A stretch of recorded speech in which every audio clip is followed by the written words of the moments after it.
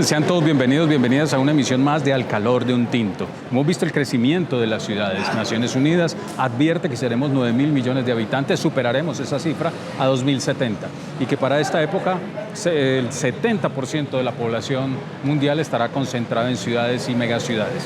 Colombia ya ha superado esa cifra y no estamos todavía en el 2050. Somos el 74% de la población concentrada en ciudades. Eso genera problemáticas y eso genera un fenómeno que queremos trabajar el día de hoy, y para eso agradecemos que nos acompañe Raúl Sivech, a quien le preguntamos el fenómeno del extractivismo urbano, ¿en qué consiste? ¿Qué complejiza con la gentrificación? ¿Qué podemos entender por ese fenómeno, Raúl? Bueno, es lo mismo que en otros momentos llamamos gentrificación o especulación inmobiliaria. ¿En qué consiste? Igual que el extractivismo rural, en desplazar población de los centros de las ciudades, valorizarlas, construir grandes edificios o grandes urbanizaciones, y de esa forma el capital acumula inmobiliariamente en las ciudades o lava dinero.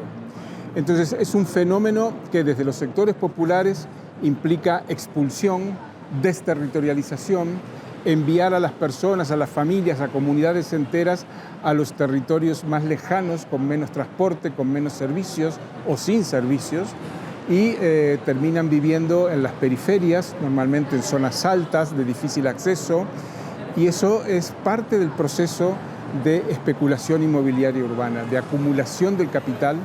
Y le llamamos extractivismo urbano porque dialoga con el extractivismo minero, de la palma de aceite, de la soja, de la ganadería, ¿verdad? Es el mismo fenómeno, solo que en un territorio que llamamos ciudad. En ese fenómeno, Raúl, ¿qué papel juegan los estados y también la criminalidad organizada, que parecieran no estar conectados, pero que parece trabajaran de manera armónica? Bueno, hay una complementación, Estado, capital, grupos criminales. Entonces, el Estado y el capital, el Estado facilita a través de leyes, a través de disposiciones, a través del uso de la fuerza pública, el desplazamiento de comunidades. Se aprueban leyes que donde antes había una altura determinada se permiten más alturas, o donde era tierra rural se la convierte en tierra periurbana o urbana. Entonces el Estado juega ese papel de ordenamiento territorial, que en realidad es un ordenamiento al servicio de la acumulación de capital. El capital hace su juego, invierte, especula y gana muy rápidamente, y el crimen juega un papel de control de las comunidades para habilitar su desplazamiento, ¿verdad? En las zonas, si la gente no se quiere desplazar, aparecen fenómenos de violencia, de delincuencia, de tráfico. Y entonces la población dice, bueno, para estar mal viviendo aquí, acosados por todos lados, nos vamos a donde ellos digan. Y en los lugares a donde son desplazados, el crimen juega un papel de control estricto de la vida cotidiana. Y esto es importante porque ya no es un control genérico, un control a través de cámaras, ¿verdad? O a través de los mecanismos de disciplinamiento como la escuela, ¿verdad? Es un control capilar, y lo hemos visto personalmente en varias comunas, de todos los aspectos de la vida.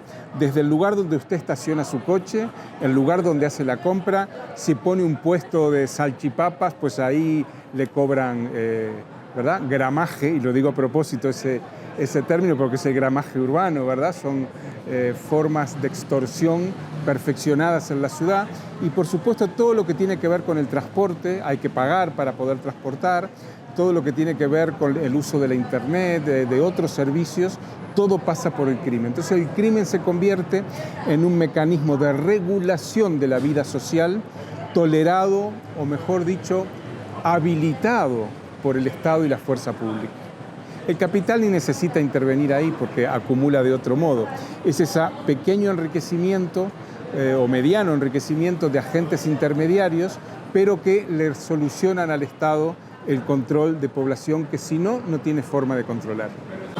Yo creo que esto se ve en Medellín, se ve en Cali, se ve en Ciudad de México, se ve en Quito, se ve en muchos lugares. Entonces es un modelo que yo no sé dónde se ha elaborado, pero funcionan los hechos, en el cual esta división del trabajo, capital, Estado, crimen, ese combo trabaja conjuntamente Y yo no digo que el crimen lo haya inventado el Estado, pero sí ha aprendido a utilizarlo para controlar a las poblaciones. El Estado hoy tiene mucha dificultad para controlar en megaciudades, que son un hormiguero, ¿verdad? ¿Cómo se controla ese hormiguero? Que ya no hay panóptico, o sea, no hay visión general que permita saber para dónde va cada uno de nosotros y qué hace en sus territorios. Ese papel lo cumple el crimen. Me parece a mí, y es una hipótesis a trabajar y a demostrar fehacientemente. Raúl, en este contexto que estás describiendo, ¿qué pueden hacer los movimientos sociales y populares? Entendiendo que en las ciudades el individualismo es el factor común, preponderante, el sálvese quien pueda, y la capacidad organizativa se diluye en las ciudades. ¿Qué podemos hacer y cuál sería ese mensaje para el movimiento social y popular? Bueno, yo creo que el movimiento social urbano tiene que asumir que tiene enormes dificultades para existir, para arraigar en un territorio y mantener una vida colectiva. A veces se consigue, muchas veces no.